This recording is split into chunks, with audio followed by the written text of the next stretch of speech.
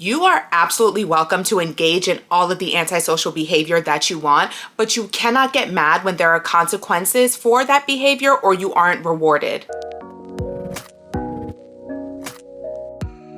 I may make this a weekly video, like a wrap up of the conversation or something really big that was happening on TikTok or social media, some discourse or conversation. But in case you haven't been on TikTok, there has been a lot of discourse sparked by this creator, Anike, and she was talking about how she went into a store and was interfacing with a customer service employee and they did not say hi to her and they were really unhelpful. This in turn has snowballed into a larger conversation about community building, pro-social behaviors, anti-social behaviors, the loneliness epidemic we are experiencing as a result of increasing antisocial behavior, the loss of third spaces, and the implication that no one is owed kindness, which is absolutely insane to me, and we will touch on all of those in this video. I did make some videos about this over on TikTok, but something that's really frustrating about having these types of nuanced and multi-layered conversations on social media is that it removes the context necessary to have bigger conversations. This is made so much worse by people's decreased attention spans, where you are able to make 10-minute videos on TikTok. However, people's attention span drops after 15 seconds. This is a really multifaceted conversation that requires nuance, that requires context, and that's what I want to dive deep into in this video. So first and foremost, let's start with this idea that it is not your job as somebody in a customer service position to greet and say hi to people. If you are, we're just gonna, out the gate, we are going to establish a base level understanding. If you are in a customer service role, if you are in any job or role where you are interfacing with the public, yes, it is part of your job to say hi, period. It is your job to practice basic civility, to say hi to people, to help them, to point them out to something in the store that they may be looking for. It is a part of your job. These are all parts of the job that you are being paid to do. And if it is something you struggle with or you do not enjoy, it may be time to seek additional or other employment. Not all of us have personality types that are suited to certain positions. So if this is something that is a struggle for you, it may be time to move on and find something else to do. And suggesting this, contrary to what I've seen a lot of people, an alarming amount of people say on social media, suggesting this is not privilege. So because I'd be in the comments, I'd be reading, I like to get people's opinions on why and how they have come to where they are. I've seen people share that the reason they are unfriendly and they don't say hi is because they are overworked and they are underpaid, which valid. Everybody is overworked, everybody is underpaid. But quick question, how is that the fault of the customer? In fact, wouldn't the customer coming into your place of employment and purchasing things and having a good customer service experience, wouldn't that put money in your pockets as far as keeping you employed, keeping the lights on so the company does not go under and you can continue to be employed, maybe not gainfully employed, but employed? And so let's go back to you're overworked, underpaid. Okay, how does being unfriendly and unhelpful to the customer, how does that help your situation? How does it change your situation? It's certainly not making you any more money. You're not sticking it to the person at the top. If anything, you're being unkind and unfriendly to a stranger who is also likely overworked and underpaid, just as you are. This person is in the same position as you, and now you are punching down because of your inability to practice basic civility and regulate your emotions. By not saying hi to someone, by being unhelpful, you are not bucking the system. You are not being an anti-capitalist. You know what would actually be anti-capitalist? Being anti-capitalist would be choosing to opt out of the system entirely and just not working, not showing up to work. But you're choosing to stage this revolutionary act of protest at your job in a manner that does not benefit you. You are not staging a revolution by underperforming at your job and being rude to customers who are just coming into your place of employment to receive a service that is being advertised. It's not helping you. I know I sound like a broken record, but I think I need to reiterate the extent to which it is not helping you, because it can actually prevent you, that antisocial behavior, that unfriendliness, that hostility, that hostile work environment you are creating. It's keeping you, it's preventing you from promotions, opportunities, advancement in the company. And the reason that is because base level civility, saying hi to someone, engaging and using pro-social skills are what's going to help you advance up the career ladder, because how many times have we heard it's not what you know, it's who you know. And if you are able to build relationships with people, those relationships with people in your job in higher management can help you ascend the career ladder faster than you would being antisocial and unhelpful to customers. Base level civility and pro-social skills are a dying art, and it is sad because those skills are required to be a member of society, a contributing member of our communities. And engaging in this behavior does not only benefit you professionally, it also benefits you personally. You are only hurting yourself in the long run by refusing to engage in and learn and cultivate pro-social skills, which we first learn at home in our first space and then bring into our second spaces, our workspaces. Cultivating this, learning it in our first space at home, practicing it in our second space at work, it helps you in your third spaces, which people say we do not have enough of or are completely dead. These third spaces are where we build friendships, where we build community, but everyone has been talking about over the past year, especially since we've come out of the panorama, I've been seeing this conversation about the absence of third spaces and the absence of friendships, the absence of community and village. And this brings me to my next point. We are in a loneliness epidemic. If you have been on social media in any capacity over the past 2 or 3 years, you've heard about this loneliness epidemic that we are currently in. People are struggling to make friends, to maintain interpersonal relationships, but these same people will refuse to do the basic things that would help them build and maintain these friendships and the communities they say they want. The third spaces that they complain are no longer existent. Now, I am a big words and language matter person, so we're just gonna set the foundation for the rest of the conversation so we are on the same page, and let's get some basics down. Let's get some basics of language and communication and what we're talking about so we're all on the same page. The concept of places and spaces was popularized by Ray Oldenburg in his book, The Great Good Place from 1989. First spaces are our houses, our home, the people we live with, where we live. Second spaces are our place of work, which is where the vast majority of us unfortunately spend the most time, most parts of our day. Third spaces are defined as anchors of community life, and they facilitate and foster broader, more creative interactions with people. So in other words, third spaces are spaces where you relax in public, where you are building relationships and friendships with people. These are spaces where you encounter familiar faces, you meet acquaintances who will down the line, hopefully someday, become your friends. These third spaces, they're included, but they're not limited to churches, cafes, bars, clubs, libraries, gyms, bookstores, parks, theaters, the roller skating rink.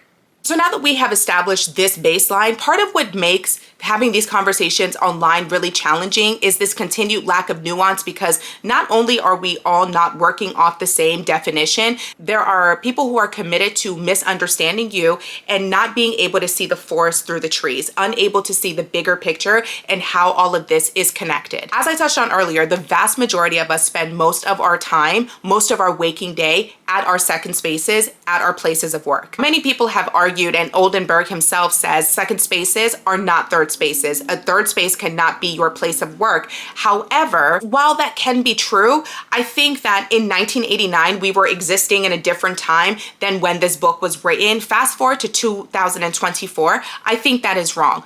Second spaces can absolutely be spaces where you are building community, where you are making friends. A lot of people even find their spouses at work. So with that line of thinking, recognizing that we are spending the vast majority of our time in these second spaces as we mourn the loss of third spaces, how are you able to build communities and engage in third spaces, engage in village building, when you are unwilling to display and use pro-social skills that would benefit you in the event that you are able to find these third spaces and maintain and build friendships? When I talk about pro-social skills and behavior, I am referencing behaviors that are included but not limited to critical thinking, problem solving, conflict management, empathy, reading people's body language, sharing, kindness, basic civility, active listening, emotional intelligence, teamwork, and communication. If you are not able to exhibit this behavior in the spaces and places that you are spending the most amount of time, how are you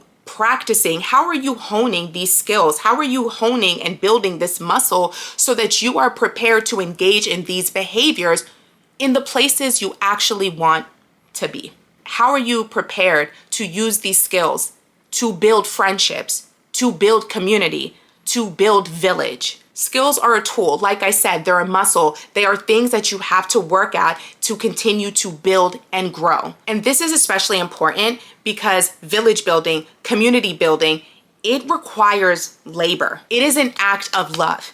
It is unpaid labor, emotional labor, physical labor. Nobody's writing you a check for village building and you're taking it to the bank and cashing it. It is not entirely and wholly self-serving. It is for the greater good. An alarming amount of people have been like, oh, I'm not paid enough to engage in this behavior. Okay, if you are unwilling to effectively engage in pro-social skills and engage and use these behaviors at your job, your place of employment, where you are incentivized through pay in order to keep a roof over your head, food on your table, keep yourself clothed, keep gas in your tank, whatever. If you can't even engage in these behaviors when you are being incentivized with money, how will you react when you are asked to do the same work for free and possibly come into conflict with someone you are in community with as you are trying to build this village and community? How do you deal with conflict when it comes to your friends? Do you just abandon the community? Do you just cut people off? Because that's also a problem with our current society, particularly westernized society. We want somebody else to do the work, but we want to receive the benefits. We are so quick to find problems for every single solution, but are we ourselves, are people bringing solutions to the table? Nope. Immediately no. We are so aware of everything that is wrong in our society, but are you willing to be the change you wish to see in the world? Are you willing to take the first step? So many people not only lack social skills, they engage in real life with people as if real life is online. People are cutting people off for minor disagreements and minor inconveniences because we are fueled by rage. We are fueled by self-righteousness, this need to be right all the time, at all costs, regardless of how that is going to impact the friendship or the relationship in the long run. You need to be right. People are picking apart every single interaction with a fine-tooth comb, trying to find something wrong, looking for offenses where there are none, looking to be outraged because it gives you something to feel in this moment until the next thing happens. And then you can put that down and exercise your moral superiority by being mad about that thing now. Nobody listens to understand. I actually was complaining about this on TikTok the other day. I wish that there was a feature on social media, all of them in general, where you cannot leave a comment on somebody's video until it has ran through the end and there's some type of indicator you have watched the video in its entirety, because I cannot count. I don't have enough fingers and toes on a daily basis to count how many times I will post a video and someone will leave a comment that clearly indicates you did not watch the video in its entirety. You probably did not watch 10 seconds of it. And these are minute-long videos, 3-minute-long videos. I think the longest video I've ever made on TikTok was like 4 or 5 minutes. But people can't even watch a 1.5-minute long video before diving headfirst into the comments to tell you all the ways in which you are wrong, because the need to be right is more important than the need to understand or reach some level of common ground when we disagree with one another. It is a sad state of affairs where we are today as a collective society, online and in real life. We understand the ways in which social media is degrading connections with people to the point where now we are in a loneliness epidemic. We are lacking third spaces, but no one is willing to step up to the plate and take it upon themselves to create the change that we need to see. What I've instead seen is people default to excuses and learned helplessness, weaponized leftist reform language, and therapy speak. I don't get paid enough to say hi. The customer didn't say hi to me first. I have social anxiety. Everyone's always on their phones. Is social anxiety, is everyone being on their phones? Is you not getting paid enough? Is the customer not saying hi first? Are these things genuinely precluding you from base level civility? What amount of money would compel you to open up your mouth and say hello? What is the dollar What is the price? We watch all of these dystopian movies and we read all of this dystopian literature, and then people acutely recognize as they're taking in this media how crazy it is, but then in their real life, they are sitting there spouting dystopian rhetoric. Like, do you not hear yourself when you say these things? Like, it's an episode of Black Mirror. You know, at some point, personal responsibility needs to become a factor in the equation. Everybody's so quick to blame society, but we are society. You as an individual, you make up your society. How are you responding to what you are seeing as issues? Do you know your neighbor? Do you talk to your neighbor? When was the last time you spoke to them? Do you even know their name? With the election on the horizon, there has been so much talk about revolution, reform, dismantling the systems. Okay, so we reform, we dismantle all of these systems. Great.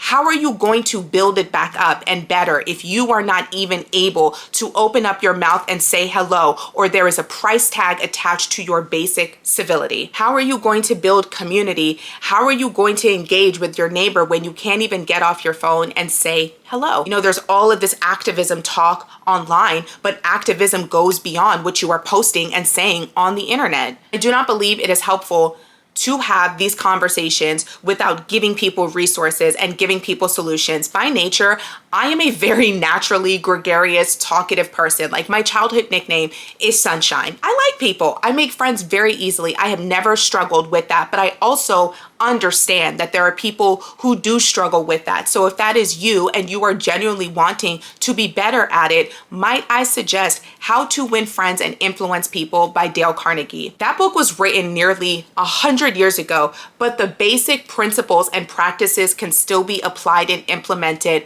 in this moment, in present day, 2024. If you can't talk, then listen. Be the friend that you would want. I know this video is getting a little long. I'll wrap it up. I promise. I just have one more thing that I want to touch on. And it's a comment that when I saw it, let me just read it and we'll talk about it. I don't see how talking to someone who could get me fired because they don't like me is practice for a third space, because in a third space, I could express myself however I want without fear of policing, which, yes and no. Mostly no. Now, yes, because no one can fire you in a third space. However, in that third space, there is a culture there are norms, there are etiquettes, there are unspoken rules of engagement that if you step out of bounds and do not conduct yourself accordingly can have negative impacts for you. Those are self-policing spaces, and being antisocial, being unfriendly, not saying hello, being hostile, and acting however you want, especially if however you want is antisocial in nature, that's not going to make people keen on you in that space. That's not going to make people want to be in community with you in that space. And at worst, they will ask you to leave. You will be ostracized from that community. Anytime you are in a space, regardless of whether it is your home, your first space, your second space at work, or your third space, anywhere you are in any public space is an opportunity for you to work on your social skills. You cannot complain about not having friends when you engage in behavior that you wouldn't even want to be a friend to you. When you refuse to change your situation or learn behaviors that would help you change your situation, you are more than welcome. You are more than welcome to engage in any of the antisocial behaviors that you want, but you cannot be mad when there are consequences for that behavior or you are not rewarded for said behaviors. And this brings me to the final thing that I want to touch on, this implication that no one is owed kindness, which is insane. If you cannot agree with me about anything I said in this video, I need you to at the very least agree on the simple fact that it is an asinine thing to say, to think, to believe that no one is owed kindness. If you genuinely believe that,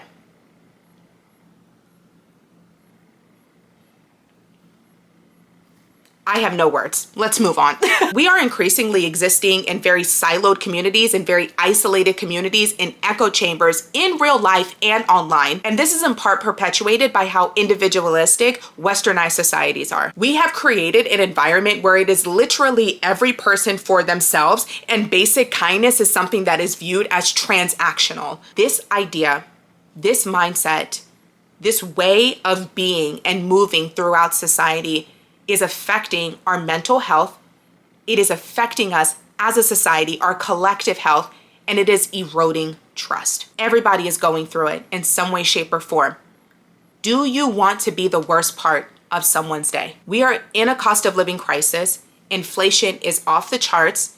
We are stressed more than ever before as a society. Mental health is declining at base minimum, at bare minimum, as part of someone who is existing in society, whether you are in your first space, your second space, or your third space. At bare minimum, the smallest thing you can do, the kindest thing you can do, is extend basic civility with a hello. Not even a hi, how are you? How has your day been going? Just a simple hello. It takes nothing from you. I understand we all have bad days. However, as adults, we are in charge of regulating our own emotions and how we respond to people, how we show up, and the energy we bring. And if you want grace from others in the event that you do mess up or the event that you are having a bad day, because all of us mess up and all of us have a bad day, you have to first extend that grace to others. You cannot ask of people what you are not willing to give. That's not how a society works. That's not how community, that's not how village, that's not how friendships function. Kindness costs you nothing and in fact will get you so much further in life. Kindness actually opens up more doors and opportunities in so many more ways than people can imagine, because we can sit here and say, we all know,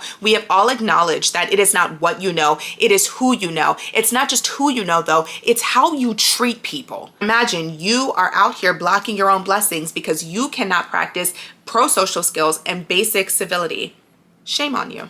Shame on you. Blocking your blessings and keeping yourself stuck in a place you hate because you can't say hello. So no, second spaces, your work job, they are not third spaces. However, they are a part of your community. Not only are they a part of your community, they are a great place to practice pro-social skills that benefit you in your third spaces, in your friendships, in your communities, in your endeavor to build your village. They are only going to benefit you in the relationships you seek, especially if you are sick of being lonely. It is all connected. It is all connected. And it starts with a hello.